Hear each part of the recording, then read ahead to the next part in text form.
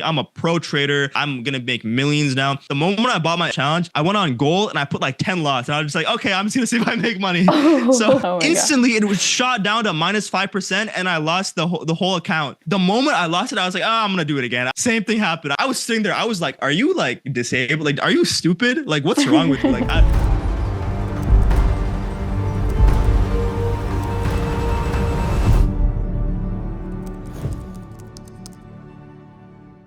Hello everyone and welcome back to another TFT interview. Today I have the pleasure to host Arbaz, who has traded for only 1 year and 4 months and already receiving payouts. So I can't wait to hear his story. Welcome Arbaz. Thank you for having me. I'm excited. My pleasure.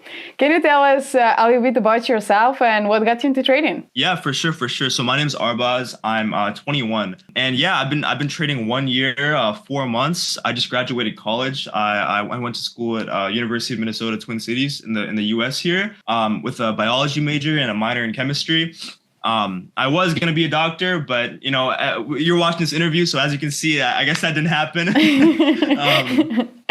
So yeah, I mean, it's great. I'm currently in New York, just visiting some family right now. I'm just trading from the East Coast, and yeah, I'm excited to be on this interview. Thank you for having me. And what got you into trading? How did you get to know about trading? Oh gosh. So I mean, I've always been looking for a way to make a good amount of money from a younger age. I mean, as long as I can even remember, like even when I was like 12 to 13 years old, there was this form actually. I don't even know if people remember it, but basically people would make their own products and like how to make $100 a day or something like that, and they would kind of like market it as like a product, and you would buy their like course or their like subscription or whatever, and they'd give like a whole PDF of like how to do side hustles, how to make money. So I've always wanted to figure out how I can, you know, be above people in terms of making money from a young age, right? And just in general, going through high school, going through college, it's just I always felt that my risk to reward in terms of what I was doing in life and what I was getting out from a day-to-day basis or even a 2 week basis, just wasn't matching of what I wanted out of life. Because you know, if you see all these people, there are people my age making, you know, hundreds of thousands, tens of thousands of dollars a month, you know, even with side hustles. And it doesn't even have to be trading. There's a lot of e-commerce entrepreneurs, affiliate marketing, things like that, agencies, social media marketing agencies, etc. And I was like, okay, how can I make money? Basically, how can I make money? Even just to, you know, make like, you know, an extra $2,000 to $3,000 a month, you know, maybe 5K on the higher end. And then I was just researching. And then I don't know what it was. I just came across just like random trading videos. And then I was like, what trading? What's trading? Right. And then I don't even know, was it like Swaggy C or Q Banks? It was really early on. This was like 2013, 2014. And I was just like watching these videos and I was like, oh, forex trading, this is pretty cool. You can make a lot of money. And back then, like, wow. How old are you? So you were just 12, like when you started. I was like 14, 15, maybe even 13. And then I knew about trading, and I was like, wow, this is interesting. But like, you know, being young, it's like I didn't understand like really what trade. I mean, you can see like, oh, this is forex, whatever. Like people can like, this is the euro versus the dollar. This is the price, whatever. But it's like I didn't understand what I was doing, and I was a kid, you know, like at that age, you're worried about playing outside and stuff like that, right? So I was just like, oh, okay, this is cool, whatever. I'm gonna go play outside, right? And stuff like that, right? So then eventually I was like, okay, and then back then prop firms weren't a thing. So I was just like, what's a broker? Like, how does a broker, like, what does this even mean? You know, how are you putting money into an account, right? And then after that, just time went on. I was going through, you know, junior high school, and then, you know, high school, near the end of high school, like senior year, I was like, okay, like I got a little bit more into forex in terms of just like really understanding like basic stuff. Like, okay, like this is really what forex is, right? And then I learned about the different types of trading, like options trading. You know, if you know equities markets in the U.S., right? Stock trading, etc. And I don't know if you know, there was this, and going back actually one more step, there was this app on the iPhone. It's called iFunny. I don't know if you remember that. iFunny, it used to have like memes and stuff like that. It's like a really, all the younger kids used it. Yeah, basically it was kind of like Instagram, but people would just post like funny pictures and stuff like that. And I saw a video. It was this kid turned $500 into $5,000 in the stock market, and he literally had like $500, and it showed him like putting down $5,000. And I was like, whoa, turning $500 into $5,000, that's crazy. Like, I can't even imagine that. It's like printing money. I just thought that was Yeah. magical, right? And I was just like, Yeah. I was like, wow, like this is super cool. I got to look into this more. And then years down the road, right, my freshman year, sophomore year of college, I was just like, I had no money. Like most of the people in America as a college student are broke. I had no savings, I had no money, and I was like, okay, like I'm gonna get a job now, right? Like whatever, like let's see how this goes. And I wanted to go in healthcare, right? So I was like, this is gonna help my resume. When I applied for medical school and whatnot. So I became a pharmacy technician. Pharmacy, the technician just working with the pharmacist to dispense medicines. So I worked at CVS. It's just a drugstore company in the US. And I studied for that. I applied for the job. I learned it. And then I became a pharmacy technician the start of my sophomore year for almost 2.5 years. So I just worked there. And I was getting less than what people were making at McDonald's. So it was a healthcare job. I had to know how to process insurance claims, how these medications worked, fluoxetine, lisinopril, diabetes medications, right? Things like that. Yeah. And I was making like $15 an hour, and I was like, people at McDonald's are making 18 or 19 or even 20. Right. And I was like, it hurt me mentally. I was like, what the heck, man? And then when I was working, you had to stand for like 12 hours straight, either your whole, so you can't sit down on the stool, you can't do nothing because I have to, stand up and dispense the medications, the pills. Right. So let me put my mic here actually. So I was just like, I hate this. This is horrible. Like I'm working so hard and I'm only making $15 in an hour, which is going to be taxed out after I, get my paycheck. And the thing was, I was a student. So I had a job, and then being a student, being a pre-medical student, I was taking organic chemistry 1, organic chemistry lab, biochemistry. And it's just like, and working, it's just like, oh my God, it was so hard. It's really, and then my studies started to suffer because I was just so depressed. Like I wasn't making money. I felt broke, I was working so hard to make pennies basically, So then I was like, this is BS. And I'm not gonna do this no more. So then basically I was like, okay, I'll keep my job. I'm gonna cut down on the hours. And then I was like, okay, I need to really learn how to make money, right? So basically I was just looking at different areas like I said in the past, like e-commerce, affiliate marketing, and I'm sure drop shipping and stuff like that, the drop shipping model and stuff like that, and then learning how drop shipping works. And then it just it wasn't for me because you need inventory. Drop shipping only works if you have like a really good brand, a really good product. So and you need capital for that, and I had no capital. So I was like, okay, how do I get capital, right? And then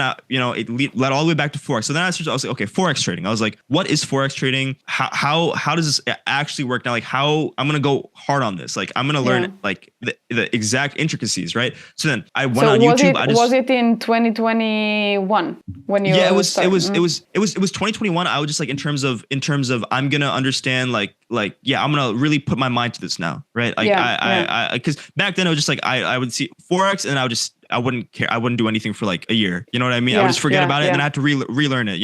So then it was in the back of my head. It's just like I was like, okay, I'm gonna take this really seriously now, and I'm gonna focus on this, right? So then I went on YouTube. I watched supply, demand, support, resistance, just very basic stuff. Very very basic retail concepts, right? Yeah. And then I was like, okay, like I'm gonna learn how to implement this, right? And then I kept studying, and then eventually at some point I was still doing school on the side, and then it was just so hard because again, like I was studying, work, and then at night I would just while I was studying, I would like have the charts up, watching YouTube videos. And then after that I was just like, okay, I'm gonna just like I think this is what I want to do. Oh, then I went to options. So let me explain this as well. So I learned forex, and I was like, okay, I know what forex trading is now. Like, let me really learn what options is and how to trade options. So I actually started options first before I started forex. So I put money into options first. So for options, you have to understand, implied volatility, delta, vega, gamma, theta, calls, puts, selling calls, buying puts, etc. Whatever strategy. There's a lot of complexities in options, right? And then I'm sure the options are, I don't know if it's Thinkorswim. That's the platform for trading options in the US. Other people use Webull, but Thinkorswim is like the main standard. And then I was like, okay, I'm gonna learn how to trade options. And then on TikTok, right, I came across like a lot of trading communities and a lot of trading discords, right? So then there's one guy, his name was Mr. the Diamond Hands. That's his name. And he's like, oh, I trade options. You can make $2,000 from in buying a $10, $20, $30 contract, right? It can go to crazy amounts. You sell and you make money, right? And I was like, okay, cool. I'm gonna join his community. So I joined his Discord community. And it's like a signal service basically for options, right? And then there were So there was like 50,000. There was a lot of people in his Discord, and he had these giveaways of where he would give like lifetime memberships to like one person a month, right? And the bot was doing like the lifetime giveaway, right? And it gave me the lifetime membership. Whoa. And I was shook. I was like, oh my God. And this was like freshman year, end of freshman year, like started something like that. And I was just like, oh my God, I'm going to be rich. I was dreaming of Lamborghinis, private jets. You know, I was like, I'm going to make so much money. Everyone's going to go crazy. Right. And then little did I know, like, signals don't work. Number one, especially for options. It's the worst thing for signals. And then I was trying to copy the signals or trying to figure out like which calls to buy, which puts to buy. I kept losing money. It just doesn't work. Right. I lost. And then I put about $3,000 into options and I lost that. And I was like, shoot, like this isn't working. I was like, okay, this isn't. And then the thing with options was it was super complex. Like I said, you have to learn theta, vega, delta, all this other stuff. And then I was like, okay, you're limited to 9:30 open only. So I was okay, I don't like the style. What's some other types of trading? Right. And that's, I knew that. I was like, oh, forex. And then that was the moment I was like, okay, I'm going to research this. I'm going to go do everything on this. I learned, like I said, supply demand, support resistance, breakouts, EMAs, weighted moving averages. And then I was in some Discord community because I was like, I was just joining Discords for forex and stuff like that. This one guy advertised, and this was my first mentor actually. This one guy, he advertised, he was like, I made $15,000 in a day. It was his MT4 screenshot. And then it was like it showed the P&L was like 15K at the bottom. I was like, oh my God, 15K in one day. Like I need to learn from this guy how to make it. So I messaged him. I was like, hey man, I need to like, do you teach? Do you have a course? I need to learn from you. Like, this is crazy. And then he was like, yeah, I do have a course. And he was some guy in Europe. His name was like Radu, but no one really knows him. I think his Telegram, he only has like 200 to 300 people, or 200 people in it still. But you know, I reached out. I was like, okay, I need to learn from you. And then he was like, okay, you need to send me 300 euros. And I sent him 300 euros and he sent me his actual, where I learned like the main stuff. He sent me his course. So I learned things like divergences. And that was the exact day when I sent him the money and he sent me the course files, he talked about a prop firm. I didn't know what a prop firm was until then. And he was like, okay, this is going to be, I'm going to tell you this, the step-by-step guide on how you can become funded and actually make a lot of money doing what I do, right? And the first video, it was divergences. So he would show what a bullish divergence is, what a bearish divergence is, and then the next video was RSI divergences. Right? Exactly, RSI divergences. So he taught the RSI first, and then he would show the bullish, bearish divergences, and then there was another strategy. He used the Bollinger Bands and the RSI. So again, these were these were strategies that didn't work for me. The only thing that worked, or I understood from a contextual standpoint, was divergences, and I still use divergences for today to build the context to understand what market's going to do and how it's going to react, if it's going to reverse or whatnot. So I'm super thankful to him because I really did understand divergences through that. And then from my own experience, from my later trading years, I understand how RSI works and divergences, whatever. But basically he was like, how to become funded with FTMO. And I was like, FTMO? What's FTMO? And then he was just like, oh, this is a firm that you can pay a challenge fee, and if you pass their phase 1 and phase 2, you can get $100,000 and they give you 70% of whatever you make. And back then it was 70% for the cut. I don't know if you remember, it was 70% for and I was like, I was sitting there in my chair. I was like, being younger, right? I was like, holy crap. Like, there's no way this is real. You can make 70% of whatever you make on 100,000. Like that's insane. And then you can do that in like a day or a week. So I was in awe. So listen, I need to do this now. So I was like watching his videos. I learned his divergences. I learned his RSI Bollinger Bands strategy. And unfortunately those don't work for me, the strategies, but the information aspect in terms of, I understood what FTMO was, what a prop firm was. And then the divergences, those are the only two that were like important, right? In terms of the greater picture. So then I was back testing. I was trying to understand like, okay, what pairs do I trade? How does Euro USD correlate? How does GJ trade? How does USD shift trade? Whatever. I was looking at all these pairs, and then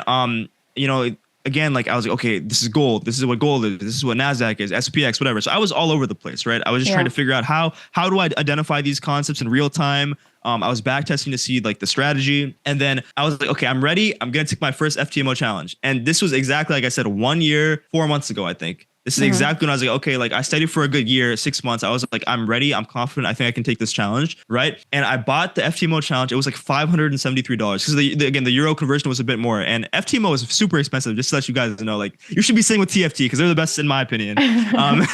But I bought my first challenge, and then I kid you not, I immediately, and I was like, okay, like I mastered my psychology. I'm a pro trader. I'm like a hedge fund. I'm going to make millions now. The moment I bought my FTMO, I'm not kidding you. This is the stupidest thing you're probably going to hear. The moment I bought my FTMO challenge, I went on gold and I put like 10 lots, and I was just like, okay, I'm just gonna see if I make money. So I put 10 lots on gold. There was like 10 lots on US 30 or something crazy. Instantly, it was shot down to -5%, and I lost the whole account. And then you're gonna think this is even more stupid. The moment I lost it, I was like, oh, I'm gonna do it again. I was being stupid. Right after I spent another $570 and bought another 100K account, same thing happened. I blew it. I was sitting there. I was like, are you like disabled? Like, are you stupid? Like, what's wrong with you? Like, that was like the dumbest thing. Okay. Then I was just like, I really just lost $1,200 in the span of 10 minutes, because that's what, 2 challenges were. And I was like, I had to take a step. I was just like, what are you doing, man? Like, are you just like, there's something wrong with you if you did this, right? And then I was just like, yeah, like I need to take a step back. Like, I need to relax. Like, what I just did was like a complete 360 of everything and what trading is, you know? So then I was like, okay, I'm gonna go back to the drawing board. And then I was just like, okay, I'm gonna learn more things. Like, I just kept learning supply demand, candlestick confirmations, doji confirmations. And then I did come across ICT way later on. But then again, I was like, okay, I'm ready to do this challenge, right? And then I took more FTMO challenges. I failed those, obviously. And I was like, okay, this is like, I don't know what's going on. Like, what am I doing? And then that's when I said I came across ICT, and I was like, okay, like smart money concepts, whatever. And then I was like, okay, what is this? This is, I get, and he was like, oh, like, order blocks, all this other stuff. And I was like, wow, like this might be something to trade, right? And then I came across TFT, because I think TFT was made in 2021, right? Yeah. So I came across TFT in July. I actually remember I was probably, I would say, like, I was one of the first people to be in the TFT Discord, because back then you guys only had about 200 to 300 profitable traders, and then the community was like 10K or like 15K or something. And I was one of those. I was like, okay, TFT, like they have a nice Discord community. Yeah. And I was like, wow, like I really like their rapid model. Like, there's no minimum drawdown, or there's no minimum trading days. It's super efficient. Like, it's not super expensive like FTMO. And then if you have the skill, you can you can get funded in less than like 2 days, right? Yeah. And then I was like, I was in the Discord, and I was like, Angelo, he was like talking to people in the general chat. He was like being super active in the community. I was like, I like this. I was like FTMO, MFF, no other firm is like this close with the community. And I was like, Angel's really bringing a good model. And then I was like, okay, let's start, TFT challenges now. So then I got TFT challenges, and then I failed 16 challenges to date with TFT. Wow. 16 challenges. So I was putting all my money I made from my pharmacy job. I was maxing out credit cards. I was doing everything. I was like, okay, I need to get this done. And 16 TFT challenges. So from July up till I would say like a month ago. From July up to like a month and a half ago, I failed like 16 challenges, right, from that whole span. And then I just still was trying to like learn, like I don't like what was my entry model, like what was working for me. And then I was like, okay, I'm going to come across a couple different types of strategies based on like what I like, right? So I was like supply demand. I was using like break of structure order blocks. And I was like, I'm going to stick with these. And then candlestick confirmation. I was like, this is what's working now. And then, I guess it started paying off after finally like a year, right? But I blew 16 challenges, and then I never gave up. I was always super active. And then actually, let me go back a little bit. So in July, right, I got with TFT, and I just kept blowing challenge after challenge after challenge, right? August, September, October, and then November, I got my first funded account. So I passed phase 1, I passed phase 2, I got my funded account. I was like, oh my God, this is the holy grail. I'm gonna be rich now, right? And this is, again, I was still studying university, and you know what happens with that, right? I'm gonna be rich now, right? I blew the funded account over a period of like a week and a half, and then it basically got to like I kept risking like $250 or whatever. The account became like only $20 from blowing out, because it was 8% drawdown for a rapid. And then after that, I was like, shit, like I blew this account, and now I got to redo this all over again. But the fact that I was able to pass phase 1 and phase 2 and then get a funded account, it meant something to me. I was like, okay, this motivated me. I did this already. I can do it again. Yeah. So then I was like, okay, no matter how long it takes, like I've already, this like in itself, passing phase 1 and phase 2 is already a result. So for the people out there watching, like if you're able to pass phase 1 and phase 2, you're doing something right. Yeah. Number one, you're doing something right if you're passing phase 1 and phase 2. So I was like, okay, I'm doing something right. I'm going to keep doing it. So then I kept going through, I kept failing more challenges. I wasn't waking up at the right times. My body hadn't adapted to what was working for me. And then finally, as of like pretty recently, like a month and a half ago, I just started just passing challenges. I passed like 3 in a row, six challenges in a row. I got 300K funded. And then, I got my first 2 payouts, which was around $8,000, and the rest is history. Now it's just up from here.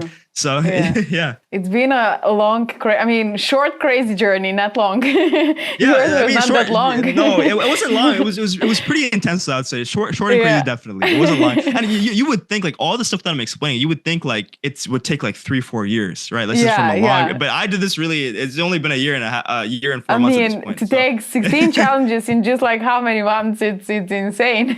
I know. I did 16 challenges, and I was like, okay, I'm not gonna do anything less than 100K. I'm only gonna do 100K because I know how to work the lot sizes. I'm familiar with the lot sizes, and 100K is like you got to go with 100K, in my opinion. So I was So like, no for matter you, what. yeah, from Yeah. what I see, you had the belief in yourself from the beginning. So 100%, even 100%. yeah.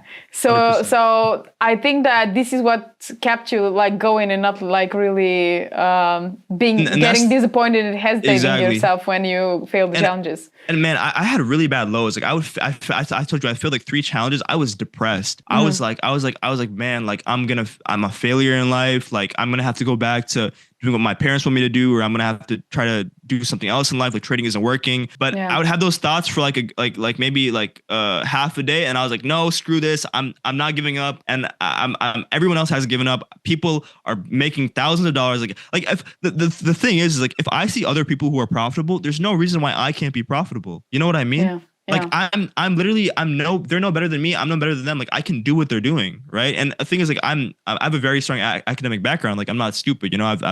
I would say like I can understand like lots of science concepts to like an advanced degree. My degree was biology, so I had to learn like super advanced concepts and remember them, right? So I was like I can learn. Like I have a college degree. Like why am I not being profitable when people like don't even have college degrees, right? And it's like there's no reason why I can't do it. So then I was like that motivated me. I was like I'm gonna do this. I'm gonna make the money, and then made the money.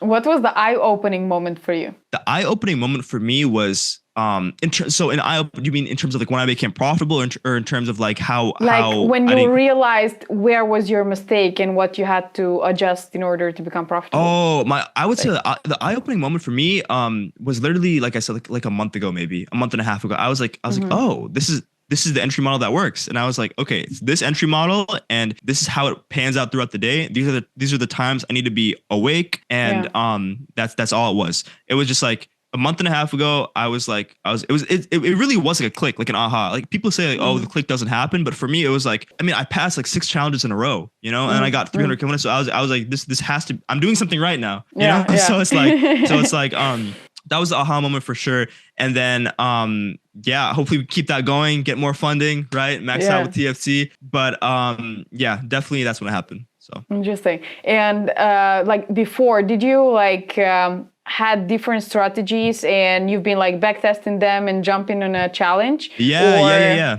Okay, so when did you find your edge? When did you find your current model? My current model, I would say I found like a good 2.5 months ago, and it's really just about optimizing it and refining it to get that to actually make. Because the thing is, even if you find an edge, it doesn't necessarily mean you're going to be profitable. You have to employ that in real time and see how you're executing it. Because my main thing is execution. Like people say psychology, like strategy, right? Those are important, super important, right? But it all comes down to the key aspect of the psychology, which is execution. If you're not executing correctly, you're never going to be able to succeed in trading, because people lack the confidence when their mouse is hovering above that buy sell button. They get scared. They're like, oh my god, like what if it hits my stop loss? What if it goes and then I'm gonna lose it? Like you really like just have to just be confident in your analysis, in your trade, and just like press the button. That's all you have to do. And then for me, I had the mentality of like, okay, like I lost so many challenges and I invested so much.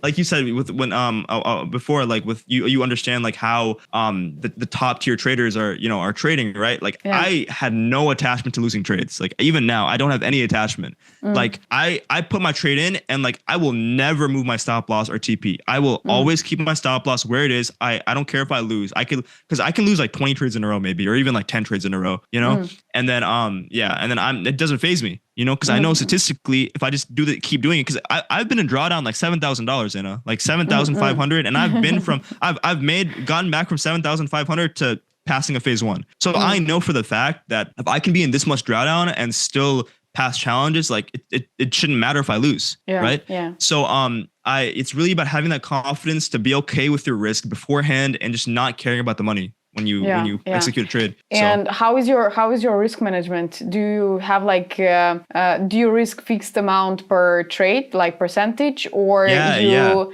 play with the risk management depending on the drawdown, depending on the time and all that? Yeah, so you're absolutely right. I actually do play with the risk management. So I don't I keep it fixed and then I change it once I'm in profit or if I'm in drawdown. I think my biggest advice that I can give to people who are watching this interview is the secret to passing challenges and the secret to being successful with prop firm funding in general, right? Is when you're in drawdown, you don't want to risk more. Right? If you're in drawdown, the key is to risk 0.25% or 0.125%. That is the golden key to passing challenges, because even though you do have 30 days, even at the end of the 30 days, if you can just get back to break even, you get the retry. Yeah. Exactly. So but the people where people fail is they're in drawdown and they keep risking 1%. Because if you think about it, right? If I have the rapid account, which is 8% max drawdown, if I lose 8 trades in a row at 1%, I'm done. Yeah. Versus if I risk 0.5%, I have 16. And then if I, it's double that if you use 0.25, right? Yeah. Yeah. So the biggest thing is don't risk more than 0.25% when you're in drawdown. Period. I don't care what anyone says. You can't risk more than that. Okay. Now, when you're in profit, this is exactly how it works. You want to start risking more when you're in profit. That's the secret of how you make big money, right? Yeah. So, for example, if I'm up, 5%, I can risk 1% now and lose 5 trades in a row. But if that 1% trades hits for like 1 to 8, 1 to 10, I'm chilling. I made that money. You know what I mean? Exactly. So that's all it is. Once you're, at a certain threshold that you're comfortable with, 3, 4, 5%, start increasing it to 0.5 or 0.75, and you start losing that, then you decrease it back to 0.25, and that's all it is. That's all it is. That's how you make money. So that's the way for challenges, for sure. Like when you have a funded account, you can have a fixed risk of like if you want to like keep the risk low, you can just stick to 0.25 or 0.5. But in order to reach the target on a time limited challenge, you have to play with the risk management. No, that's the only way. Otherwise, or unless you have like a super profitable strategy and you just know that, okay, I'm not losing more than 5, 6, 7 times in a row. My win rate is like 70 plus. And in that case, of course, you can go with a 1% risk even when you're in drawdown. Yeah. But it's about like knowing your system. Yeah. Like it's really about mastering your entry model and mastering your system and figuring out how it is for you from a real-time perspective. But backtesting is one thing, but executing in real time is completely different. You really have to be good and just and it only comes with experience. If you compare a master trader to a beginner trader, they just have experience on them, right? Like you don't become a doctor after a year. You don't become a doctor after 5 months. It takes 4 years, right? Same thing. You don't become a master trader after a year. So it's the experience with every single thing in life, Same with being a tennis player or football player or whatever. But my thing is like, you really do have to understand your strategy like in and out. If you can't understand your strategy from a statistical perspective, you're not going to be successful, because you need to have metrics like win rate, loss rate, average RR, how many losers you have in a row, how many winners you have in a row, things like that. So yeah, that's true. Can you share your screen and show us how you analyze and for sure. I can show you. Yeah. Mm-hmm. I can show you some stuff actually. So I actually only trade one pair. I only trade gold. Mm-hmm. So the secret is, as well, as you only really want to trade one pair and specialize with one pair, because you don't have to worry about any other type of market. And the reason why I trade gold is it's a commodity, and you can directly use gold to indicate the economic health of the world, right? If gold is a hedge against inflation, as with increasing interest rates, war times, etc., whatever, gold is skyrocketing. And there's a reason for this, right? It's because, the fundamentals are showing there's a reason why gold should increase. Investors are running to gold, right? With the whole SVB collapse that happened in the US, right? Once that happened, investors ran to gold. I don't know if you saw that Sunday. Right after, gold moved like 4% on a Sunday, so things like that. So let's see if I can pull this up here. Okay, perfect. So yeah, this is just TradingView, as we know.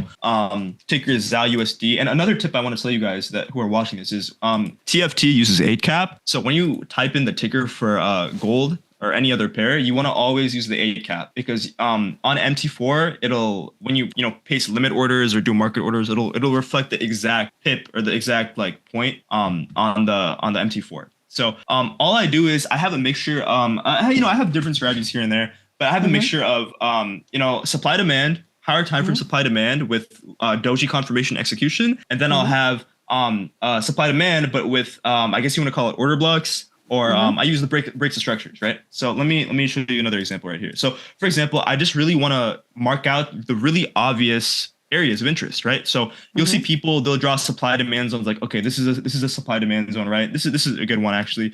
This is a good one, but then they'll just draw random ones like, okay, like this one right here. Like this is not a good zone, right? For example, so I really want to draw the most obvious ones on the 1 hour. That's what I do. I use the 1 hour, but again, trading is really about building a context, right? I also do a top-down analysis from the higher time frame. So I'm looking at the weekly. So what is the weekly doing? We see gold has always been bullish for, since the start of time, since 2006, whatever. But as you can see, it's in a very strong bull uptrend, and we're still going up, right? Like up, down, up, right? So I'm expecting that we're going to be bullish, most likely. So bullish entries would possibly react more, right? And then if you look at the daily, same thing. We're going up. We just kind of broke out of this like pennant pattern or whatever you want to call it, triangle, flag, whatever. It just broke out huge. It might come to retest and keep going up. But anyway, my point is you just want to build a context. We know it's bullish, market's going up. Okay, so then I go to the 1 hour. Yeah, to get the bigger picture first. Exactly. I go to the 1 hour to really just get to draw my supply demand zones out. So then I'll just draw my supply demand zones out, right? Like this is going to be. But however, people draw supply demand zones out incorrectly. Okay, people will just put it from the body like this. You always want to use the wick to the open or the wick to the close or whatever you want to call it. So for example, if you look right here, I would draw my supply zone like this. That's going to be my supply zone, right? I'm not going to draw my supply zone like right here like this, because this is random. But I do see people think that's a supply zone. And another thing I want to point out is people think supply demand zones are like are defined, but it's dynamic. That's how trading is. Everything is changing. Yeah. So supply zones can become demand zones, and demand zones can become supply zones. Yeah. That's how it works. So for example, I'm just gonna start drawing my my demand zones or my supply zones right here, boom. We got one here, we got one here, and we got some down here, right? All it is that's it. Boom. Draw my supply zones, demand zones, whatever. And all you do in real time is, it's going to be hard to kind of see in real time, like when you're trying to draw it. Like you always want to use, if you have like a recent high or a recent low, this is still going to be valid. So when this is happening in real time, say if market's like here, I'm still going to draw this because we could potentially come up to touch it again, make that second high, and then come down. People say that, okay, the third tap is going to be the one that you really want to define it, but the third tap is usually used as like liquidity, or it doesn't necessarily need to react. But that the second one will for sure have a really high probability of reacting. And you only can know that if you draw it like on the first instance of where a high or low is. So for example, that's why I would draw it here. And then same thing. So once this is happening in real time, right? If we come up here, I would be like, I see it reacting off here. I'm going to put my demand zone here, and I see these wicks around here. I see some resistance around here. I'm going to put my supply zone around here. Okay, so that's literally how I do it. The main thing is also execution. Okay, so when price gets to these zones, you just don't want to blindly buy or sell. You need some type of confirmation. And I'm sure you guys watching this interview, you guys have learned about doji confirmation. And I urge you guys to really, really, really understand how doji candles work, because the candles will tell you the information on the close of how the market's going to react. Okay. So what I'll do is I'll come down to the 15-minute and I'll wait when price hits my zone. I'll wait for doji candle confirmation, and then I'll just execute my trade. So as you can see in real time, right? Let's say price is gonna, and again, remember, no strategy is ever perfect. It's again, analyze the win rate, analyze the loss rate, whatever. But let's say price is coming down to this area, right? We see prices coming down to here. And in real time, right, the candles are forming like this. So we'll go candle by candle, and you always have to use the candle close. So you go candle by candle. Oh, I think I messed that up. Give me 1 second. All right, there we go. All right, you want to go candle by candle like this. Okay, and you want to see how the candles are reacting once they hit that zone. So for example, if this candle closes, you wouldn't want to sell here, not yet, because even though it shows a strong top wick right here that shows seller pressure coming in, you still see it close bullish. Okay, so once we keep going, right, we're starting to see some more resistance. Right. Okay. Another wick candle, and then we see a bearish candle. However, we see that this lower wick is showing buying pressure. So this isn't a candle I would enter on, right? And we keep waiting 15 minutes, and boom. Okay, this candle right here. This is a great engulfing candle. We have a bearish candle here and an engulfing candle that closed below this low right here, below this wick, if you can see. This is a strong sign that price is going to start probably going down now. Okay. So this is your confirmation. You want to enter off something like this. And you can either put your stop above here, or you can put your stop above the high here, or up here. And all you literally do is you can target a higher low, like a low like here, a low like here, or just the next demand zone, which is down here. That's super simple. And then you just let the trade run.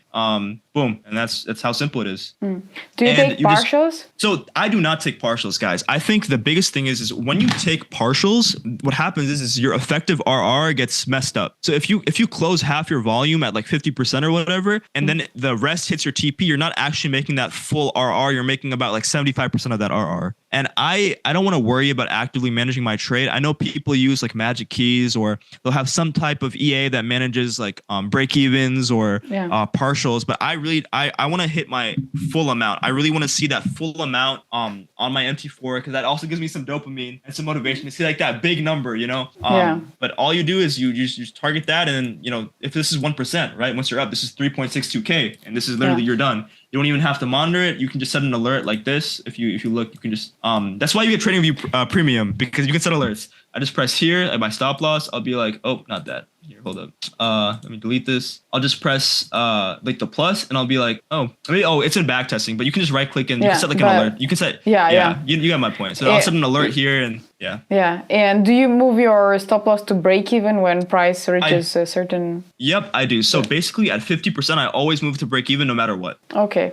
At 50%, always break even no matter what, or either like 4RR. So either 4RR or 50% of the distance of the TP, I'll move to break even no matter what. Okay. Interesting. Yeah, and you can find variations of this. There's some nice mentors as well online.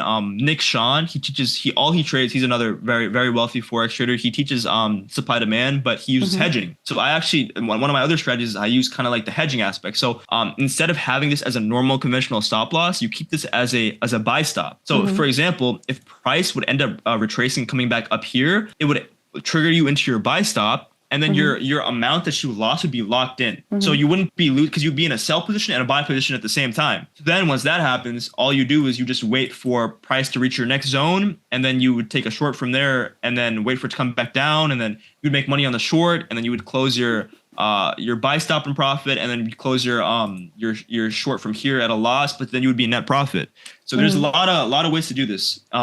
And another one is, I'm going to show you guys another tip of my entry models is going to be this. So basically, I'm sure you guys have studied ICT or SMC or whatever. What I do is I'll look at 1 hour breaks of structures. So higher time frame breaks of structures. And I will essentially find the order block or the last red candle before the break of structure, relatively. And I'll do the same exact thing in Doji confirmation, but I'll enter off the order block. So for example, we can see on Monday or Sunday, this huge move happened right here, right? And we can see it broke structure and closed above this high right there. So this would be considered a BOS, right? Or change of character, whatever you want to call it.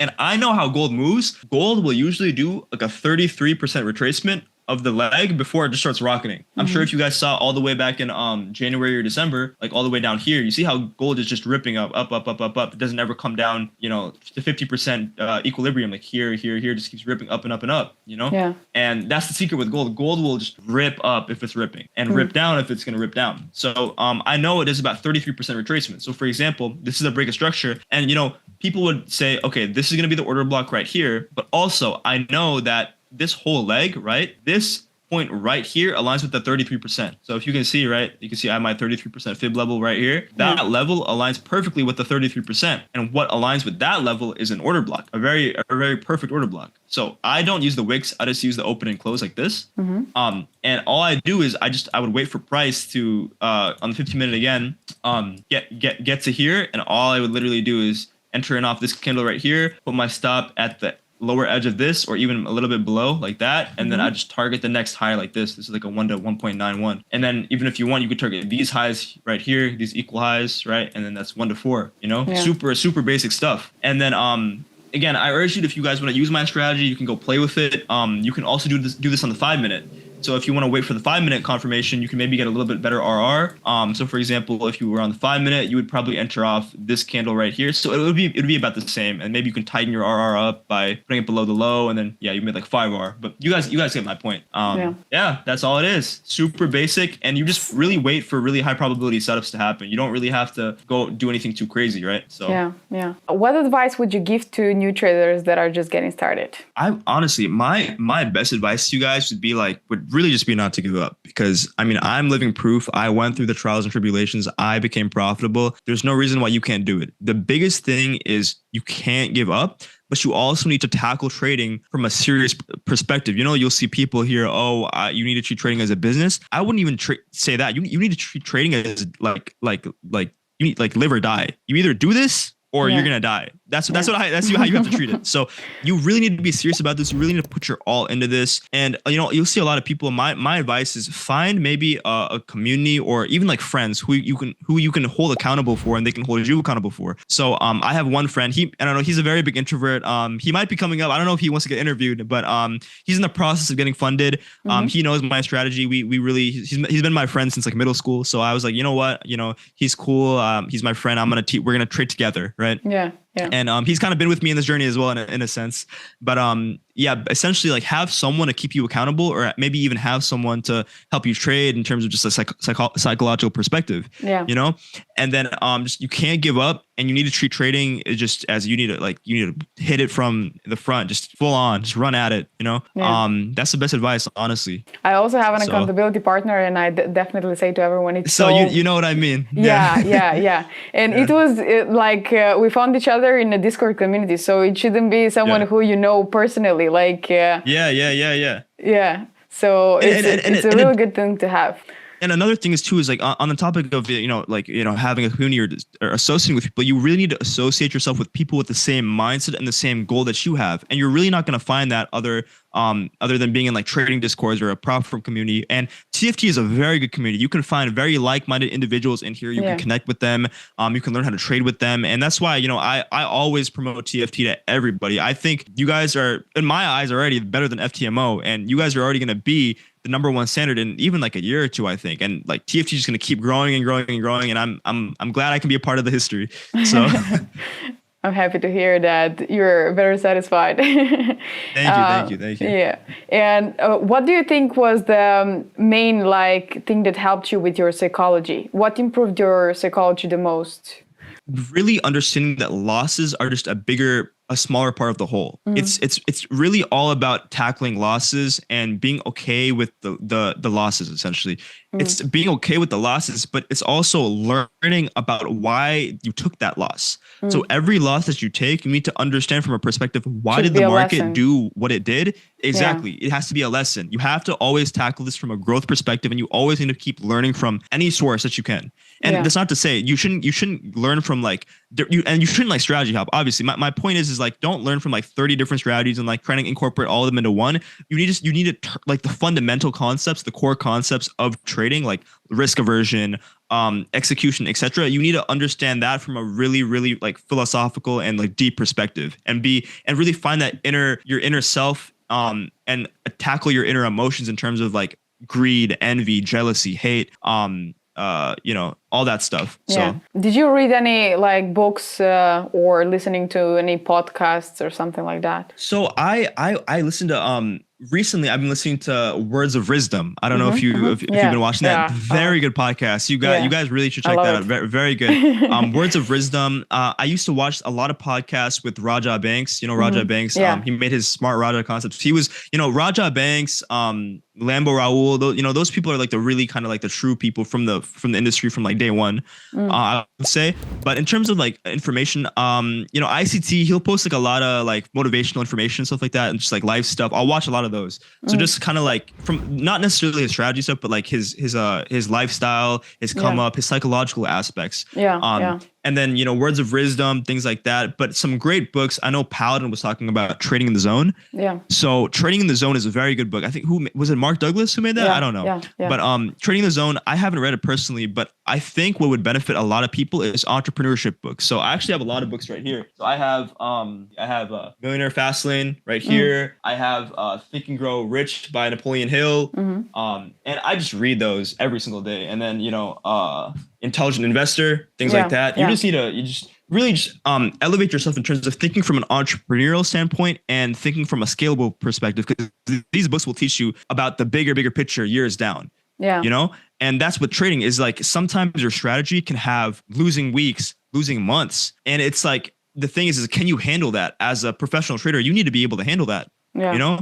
So it's like sometimes the strategy might not be the issue. It's just like the time period, you know? Yeah. And it's just things like these basically. Really just go watch some motivational stuff and just read those entrepreneurship books, and you'll be good to go, I think. And again, give it time. Nothing's going to happen super fast. Like, you're not going to become, like I said, a doctor in 2 months, right? Yeah. You're not going to become a professional athlete in 2 months. If you hit a tennis ball, you're not going to be like Serena Williams or Rafael Nadal or something like that. You know what I mean? It takes time, and, give yourself some time. And I think another big thing is this was the mistake I made, is if you're trading from a perspective in debt, or you don't have money and you're trying to trade, that is the number one pitfall, because your perspective is going to be like, I need to make this money now, and I need to make this money fast so I can get out of the debt. Yeah. And that's the money will run away from you. You're not going to make the money. Yeah. Right? Here is when the attachment with the losses comes. Exactly. And then just through experience, you'll understand that everything, it has a time and place. Destiny is going to happen. If you want it bad, you really think about it, you manifest. Because I had dreams of being a profitable trader, Anna. Like, I'm not lying to you. I would dream about like being on MT4, like being on TradingView in my dreams. So I was like, I wanted this bad. And it's like, if you really just make your whole life about trading, as unhealthy as that sounds, my parents called me a gambling addict. My parents didn't believe in me. They were like, you're just like a degenerate, just trying to sit on the charts for 24/7. You're not eating, you're not moving. Yeah. But it's like, this is what you have to do. If you want to become as profitable as fast as me, like, that's what you have to do. But, if you can spread it out over 2 to 3 years, you can do it little by little, even like make a system of it. I'm going to do 1 hour of ICT videos, 1 hour of back testing every single day. Boom, I'm done. Then it'll eventually happen. So it's just about how bad you want it. That's all it is. That's how life works. Yeah, exactly. Any last words that you would like to share? I mean, guys, honestly, like my really, what I want to tell you guys is like, it'll really happen. Like, I know some of you guys out here who are watching this all over the world, like, you guys want this bad. And I'm telling you, you just can't give up. If there's one thing that you take away from this interview, is just don't give up. Never give up. Okay. Like, it'll happen. Just don't give up and ignore what anybody says. Like, anyone who's against you, you need to cut that out of your life, because that'll slow you down. But if you're strong enough, you'll push even past that even harder.